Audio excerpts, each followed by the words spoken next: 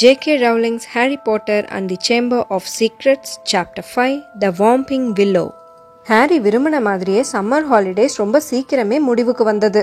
எப்போ ஹாக்வர்ட்ஸ்க்கு திரும்பி போவோம்னு ஹாரி ரொம்பவே ஆர்வமா காத்துக்கிட்டு இருந்தான்.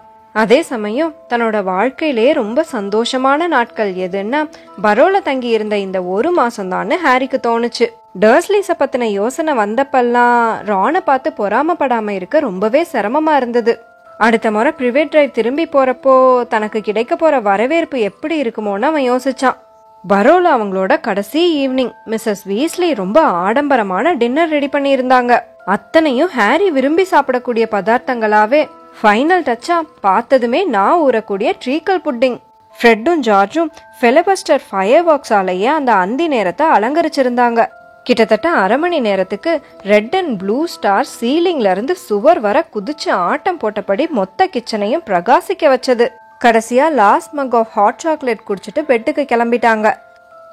மறுநாள் காலையில கிளம்புறதுக்கு ரொம்பவே நேரம் ஆயிடுச்சு. எல்லாருமே கோழி கூவுன அந்த விடிய காலை நேரத்திலேயே எழுந்திரிச்சிட்டாங்க தான். ஆனா எப்படின்னே தெரியல, நேரம் ஆயிடுச்சு. கடைசி நேரத்துல உட்காந்து ஸ்பேர் சாக்ஸையும் குவில்ஸையும் தேட வேண்டிய நிலைமை வந்ததால மிஸ்ஸஸ் வீஸ்லி ரொம்ப பேட் மூட்ல இருந்தாங்க. ஒரு கையில டோஸ்ட்டை வச்சுக்கிட்டு பாதி ட்ரெஸ் பண்ணதும் பண்ணாமலுமா மாடிப்படியில ஓட்டமும் நடையுமா ஏறி இறங்குனதுல ஒருத்தங்க மேல ஒருத்தங்க இடிச்சுக்கிட்டாங்க. புல்தரைய கடந்து ஜின்னியோட ட்ரங்க காருக்கு தூக்கிட்டு போயிட்டு இருந்தப்போ குறுக்க ஒரு கோழி பறந்து வர மிஸ்டர் வீஸ்லிக்கு கழுத்தே முறிஞ்சு போக பார்த்துச்சு. 8 பேர், 6 பெரிய ட்ரங்கு, 2 ஆந்த, ஒரு எலி, அத்தனையும் இந்த குட்டி காருக்குள்ள எப்படி அடங்கும்னு ஹாரி புரியாம பாத்துக்கிட்டு இருந்தான். அப்புறமா தான் மிஸ்டர் வீஸ்லிங்கிற விசார்டோட கைவண்ணத்துல இணைக்கப்பட்ட அம்சங்கள்லாம் இல்லாம எப்படின்னு ஹாரிக்கு தோணுச்சு. மாலி கிட்ட மூச்சு விடக்கூடாது அப்படின்னு ஹாரி கிட்ட சொன்னபடியே காரோட பூட் ஸ்பேஸ திறந்து காமிச்சு எப்படி மந்திரங்களோட உதவியோட இடத்த விரிவடைய வச்சு ட்ரங்க்ஸை எளிமையான முறையில உள்ள கொண்டு வந்து எப்படி தான் அடுக்குனேன்னு சொன்னாரு. கடைசியா எல்லாரும் காருக்குள்ள வந்துட்டாங்க. மிஸ்ஸஸ் வீஸ்லி பின் சீட்டை ஒரு தடவை பார்த்தாங்க. அங்க Harry, Ron, Fred, George and பர்சின்னு எல்லாரும் ரொம்ப வசதியா ஒருத்தங்க பக்கத்துல ஒருத்தங்கன்னு உட்கார்ந்து இருந்ததை பார்த்து நாம நினைச்சதை விட மக்கள்ஸ்க்கு எவ்வளோ தெரிஞ்சிருக்குல்ல அப்படின்னு சொன்னபடியே அவங்களும் ஜின்னியும் ஃப்ரண்ட் சீட்ல உட்கார்ந்தாங்க. அதனால நீளமா விரிவடைஞ்சு பாக்குறதுக்கு பார்க் பெஞ்ச் மாதிரி இருந்தது. நான் என்ன சொல்ல வந்தேன்னா, வெளியில இருந்து பார்க்க காருக்குள்ள இவ்ளோ இடம் இருக்குன்னு தெரியவே இல்லைல்ல. மிஸ்டர் வீஸ்லி என்ஜினை ஸ்டார்ட் பண்ணி காரை எடுத்து வீட்டுக்கு வெளியே இருந்த புல்தரையை தாண்டினப்போ ஹாரி கடைசியா ஒரு தடவை வீட்டை திரும்பி பார்த்தான். திரும்ப எப்படா இந்த வீட்டுக்கு வருமோன்னு அவன் யோசிச்சதுதான். உடனேயே கார் அவங்க வீட்டை நோக்கி திரும்பிச்சு. ஜார்ஜ் அவனோட ஃபெலிபஸ்டர் ஃபயர் ஒர்க்ஸை மறந்துட்டான். திரும்ப 5 நிமிஷத்துக்கு அப்புறமா கார் சறுக்கிக்கிட்டு வந்து வீட்டு முன்னாடி இருந்த புல்தரையில நின்னது. ஃப்ரெட் வேகமா ஓடி போய் அவனோட ப்ரூம் ஸ்டிக்கை எடுத்துட்டு வந்தான். ஒரு வழியா அவங்க மெயின் ரோட வந்து அடைஞ்சப்போ ஜின்னி தன்னோட டைரியை விட்டுட்டு வந்துட்டேன்னு மூஞ்ச சுழிச்சா. மறுபடியும் அவங்க காரை எடுத்துட்டு கிளம்பினப்போ ரொம்பவே நேரம் ஆயிடுச்சு.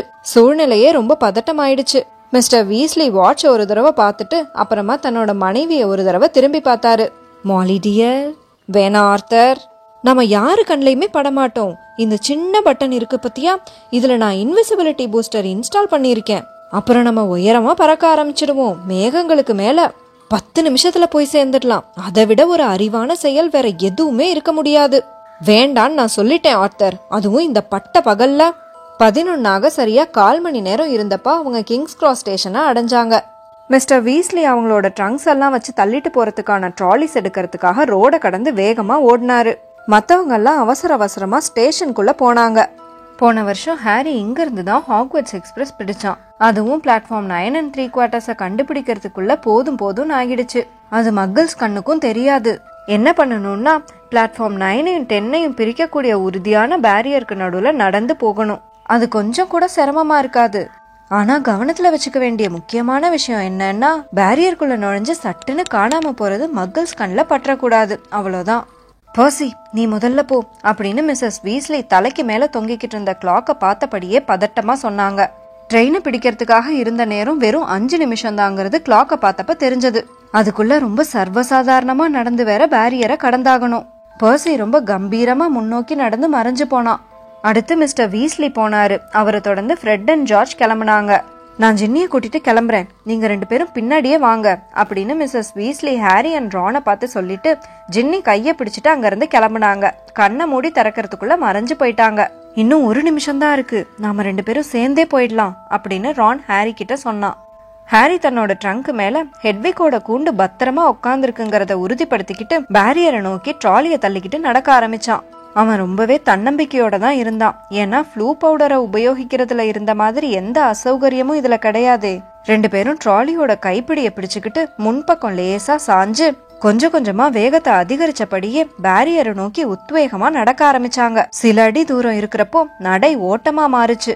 அப்புறம் தடால்னு பயங்கர சத்தம். 2 பேரோட ட்ராலியும் பேரியர்ல மோதி ஏதோ செவுத்துல அடிச்ச பந்து கணக்கா துள்ளி பறந்து போய் பின்னாடி விழுந்தது. ரானோட ட்ரங்க் பயங்கர சத்தத்தோட தடால்னு விழுந்தது. ஹாரி தலை குப்புற அடிச்சு கிடந்தான். ஹெட்விக்கோட கூண்டு அந்த பளபளப்பான தரையில உருண்டு ஓடினதுல அது கோவத்துல கிரீச் கிரீச்னு கத்த ஆரம்பிச்சது. சுத்தி இருந்தவங்க எல்லாரும் இவங்களே பார்க்க ஆரம்பிச்சுட்டாங்க. பக்கத்துல இருந்த ரயில்வே கார்டு ரொம்ப கோவமா, என்ன நினைச்சுக்கிட்டு அங்க போய் மோதுனீங்க அப்படின்னு கத்துனாரு. ட்ராலி கண்ட்ரோல் இல்லாம போயிடுச்சு அப்படின்னு ஹாரி மூச்சு வாங்கினபடியே சொல்லிட்டு தன்னோட விழாவை பிடிச்சுக்கிட்டு எழுந்து நின்னான். ரான் வேகமா ஓடி போய் ஹெட்விக்கோட கூண்டை எடுத்தான். ஏன்னா அதுதான் சுத்தி இருந்த கும்பல வாயில்லா ஜீவன்களை கொடுமைப்படுத்துறாங்கன்னு முணுமுணுக்க வச்சது. ஏன் நம்மளால உள்ள நுழைய முடியல அப்படின்னு ஹாரி ரான் கிட்ட கிசுகிசுப்பான குரல்ல கேட்டான். தெரியலையே அப்படின்னு சொன்னபடியே ரான் சுத்தி முத்தி பார்த்தான். ஒரு 10-15 பேர்கிட்ட இன்னும் அவங்களையே உத்து பாத்துக்கிட்டு இருந்தாங்க. நாம ட்ரெயினை மிஸ் பண்ண போறோம் அப்படின்னு ரான் முணுமுணுத்தான். இந்த கேட்வே வழி விடாம ஏன் மூடிக்குச்சுன்னு எனக்கு புரியவே இல்ல. ஹாரி அண்ணாந்து அந்த பிரம்மாண்டமான கடிகாரத்தை பார்த்தான். வயிற்றுல புளிய கரைச்சது. தன்னையே அறியாம 10 செகண்ட்ஸ் 9 செகண்ட்ஸ் அப்படின்னு மனசுக்குள்ள ஓட ஆரம்பிச்சது. மறுபடியும் ட்ராலி எடுத்துக்கிட்டு ரொம்ப கவனமா பேரியரை நோக்கி முன்னோக்கி நடந்து போய் முழு பலத்தோட தள்ளுனான். ஆனா ஒரு அசைவு கூட இல்ல. அந்த பேரியர் ரொம்ப உறுதியா இருந்தது. 3 செகண்ட்ஸ் 2 செகண்ட்ஸ் 1 செகண்ட், ட்ரெயின் இந்நேரம் கிளம்பி இருக்கும் அப்படின்னு ரான் திகச்சு போய் சொன்னான். அம்மா அப்பா அவளை திரும்பி இது வழியா வர முடியாட்டி என்ன பண்றது? உன்கிட்ட மகள் மணி ஏதாவது இருக்கா? ஹாரி வெறுமையா ஒரு சிரிப்பு சிரிச்சுட்டு, டர்ஸ்லிஸ் எனக்கு பாக்கெட் மணி கொடுத்து 6 வருஷம் ஆகுது அப்படின்னு சொன்னான். ரான் பேரியர்ல காதை வச்சு அழுத்தி கேட்டான். ஒரு சத்தம் கூட கேட்கல அப்படின்னு ரொம்ப பதட்டமா சொன்னான். நாம அடுத்து என்ன பண்ண போறோம்? அம்மா அப்பா நம்ம கிட்ட திரும்பி வரதுக்கு இன்னும் எவ்வளவு நேரம் ஆகும்னு வேற தெரியல. அவங்க சுத்தி முத்தி பார்த்தாங்க. இப்பவும் சில பேரோட பார்வை அவங்க மேல விழுந்தது. அதுக்கு முக்கியமான காரணம் ஹெட்விக் நிறுத்தாம கிரீச் கிரீச்னு கத்திக்கிட்டு இருந்ததுதான். பேசாம நாம இங்க இருந்து கிளம்பி போய் கார்ல காத்துக்கிட்டு இருக்கலாம், நாம நிறைய பேரோட கவனத்தை ஈர்க்கிறோம் அப்படின்னு ஹாரி சொன்னதும், ஹாரி அப்படின்னு கூப்பிட்ட ரானோட கண்கள் மின்னுச்சு. காருக்கு என்ன? நாம கார்ல பறந்து ஹாக்வர்ட்ஸ் போலாம். ஆனா நான் என்ன நினைக்கிறேன்னா, நாம இங்க மாட்டிக்கிட்டோம் சரியா? ஆனா நம்ம ஸ்கூலுக்கு போயே ஆகணும், ஆமா தானே? அப்புறம் செக்ஷன் 19 ஏதோ ஒரு சட்டத்துக்கு கீழே அண்டரேஜ் விசார்டா இருந்தாலும் இந்த மாதிரி நெருக்கடியான சூழ்நிலையில மேஜிக்கை உபயோகிக்கலாம் அப்படின்னு ரான் சொல்லி முடிச்சதும் ஹாரியோட பயமும் பதட்டமும் உற்சாகமா மாறிடுச்சு. உன்னால அதை பறக்க வைக்க முடியுமா? நோ ப்ராப்ளம் அப்படின்னு சொன்னபடியே ரான் ட்ராலியை எக்ஸிட்டை நோக்கி தள்ளிட்டு போக ஆரம்பிச்சான். சீக்கிரமா போலாம், நம்ம வேகமா போனாதான் ஹாக்வர்ட்ஸ் எக்ஸ்பிரஸை பின்தொடர முடியும். கும்பல் கும்பலா நின்னுக்கிட்டு இருந்த மக்கிள்ஸ்க்கு குறுக்கையும் நெடுக்கையும் பூந்து பூந்து ஸ்டேஷன்ல இருந்து வெளியே வந்து சேர்ந்து சைட் ரோட்ல நிறுத்தப்பட்டிருந்த மிஸ்டர் வீஸ்லியோட பறக்கும் காரை வந்து அடைஞ்சாங்க. தன்னோட மந்திரக்கோலை ஒரு தடவை தட்டி ஒரு பெரிய குகை கணக்கா இருந்த காரோட பூட் ஸ்பேஸை ரான் திறந்து விட்டான். 2 பேரும் தங்களோட ட்ரங்க்ஸ் அதுக்குள்ள வச்சுட்டு ஹெட்விக்க காரோட பேக் சீட்ல வச்சுட்டு அவங்க 2 பேரும் ஃப்ரண்ட் சீட்ஸ்ல போய் உக்காந்தாங்க. நம்மள யாராவது கவனிக்கிறாங்களா பாரு அப்படின்னு ஹாரி கிட்ட சொல்லிட்டு மறுபடியும் தன்னோட மந்திரக்கோலை ஒரு தடவை தட்டி ரான் காரை ஸ்டார்ட் பண்ணான். ஹாரி விண்டோ வழியா தலைய வெளியே நீட்டி பார்த்தான். மெயின் ரோட்ல பயங்கர டிராபிக். ஆனா அவங்க கார் நின்னுகிட்டு இருந்த ஸ்ட்ரீட் எம்டியா தான் இருந்தது. ரான் டேஷ்போர்ட்ல இருந்த ஒரு சில்வர் பட்டனை அழுத்தினதும் கார் யாரு கண்ணுக்கும் தெரியாம மறைஞ்சு போயிடுச்சு. உள்ள உட்கார்ந்திருந்த ரான் அண்ட் ஹாரியோட உருவம் கூட ஒருத்தங்களுக்கு ஒருத்தங்க தெரியவே இல்ல. ஹாரிக்கு கார் என்ஜின் சத்தம் கேட்டது. அவன் உட்கார்ந்திருந்த சீட்டோட அதிர்வை உணர முடிஞ்சது. முட்டி மேல இருந்த அவனோட கைகளையும் மூக்கு மேல இருந்த கண்ணாடியையும் கூட உணர முடிஞ்சது. ஆனா தரையில இருந்து சில அடி உயரத்துல மிதந்தபடியே இருந்த தன்னோட கண்விழிகளால பார்க்க முடிஞ்சதெல்லாம் அந்த பழமையான தெருவுல வரிசையா நிறுத்தி வைக்கப்பட்டிருந்த கார்களை தான். சரி கிளம்பலாமா அப்படின்னு ரானோட குரல் மட்டும் ஹாரியோட வலது பக்கத்துல இருந்து கேட்டது. கார் உயரமா பறக்க பறக்க 2 பக்கத்துலயும் இருந்த அழுக்கான கட்டிடங்களும் தரையும் கண் பார்வையில இருந்து கொஞ்சம் கொஞ்சமா மறைஞ்சுகிட்டே வந்தது. சில வினாடிகள்லயே மொத்த லண்டனும் புகை மூட்டமா பளபளப்பா அவங்களுக்கு கீழே தெரிஞ்சது. திடீர்னு கார்ல இருந்து டப்புன்னு ஒரு சத்தம். ஹாரி அண்ட் ரானோட உருவம் மறுபடியும் வெளிப்பட்டது. ஐயோ அப்படின்னு சொன்னபடியே ரான் இன்விசிபிலிட்டி பூஸ்டரை போட்டு அழுத்திக்கிட்டு இருந்தான். இது சரியா வேலை பார்க்க மாட்டேங்குது 2 பேரும் சேர்ந்து அதை போட்டு அழுத்த மறுபடியும் கார் மறைஞ்சு போயிடுச்சு. ஆனா சில வினாடிகள்லயே அவங்களோட உருவம் மின்னி மின்னி மறுபடியும் வெளிப்பட்டது. ஹோல்ட் ஆன் அப்படின்னு ரான் கத்தினபடியே வேகமா ஆக்சிலரேட்டரை ஒரு மிதி மிதிக்க கார் சீறி பாஞ்சு மேகங்களுக்கு நடுவுல போக ஆரம்பிச்சது. காரை சுத்தி மங்களா பனிமூட்டமா மாறிடுச்சு. இப்ப என்ன பண்றது அப்படின்னு கேட்ட ஹாரி 4 திசையிலயும் அவங்கள போட்டு அழுத்துக்கிட்டு இருந்த மேகங்களை கண்ணை இமைச்சு இமைச்சு பாத்துக்கிட்டு இருந்தான். நாம முதல்ல ட்ரெயின் கண்ணுக்கு படுதான்னு பாக்கணும், அப்பதான் எந்த திசையில போலான்னு தெரியும் அப்படின்னு ரான் சொன்னான். உடனேயே கொஞ்சம் தாழ்வா பறக்க ஆரம்பிச்சாங்க.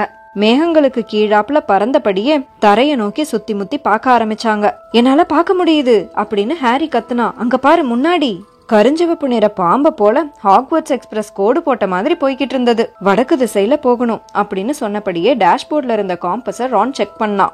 சரி, நாம அரை மணி நேரத்துக்கு ஒரு தடவை செக் பண்ணிப்போம் அப்படின்னு சொல்லிட்டு மறுபடியும் காரை மேகங்களை நோக்கி செலுத்தினான். சில நிமிஷங்களுக்கு அப்புறமா சூரிய ஒளிக்கதிர்கள் அவங்க மேல விழுந்தது. ஏதோ ஒரு புதுமையான உலகத்துல பயணம் பண்ற மாதிரி இருந்தது. காரோட சக்கரங்கள் கடல் போல பறந்து விரிஞ்சிருந்த பஞ்சு போன்ற மேகங்கள் மேல சறுக்கிக்கிட்டு போச்சு. வானம் நல்ல வெளுப்பா இருந்தது. முடிவில்லா நீல நிறத்துக்கு கீழே கண்கூசும் படியான வெண்ணிற சூரிய கதிர்கள்.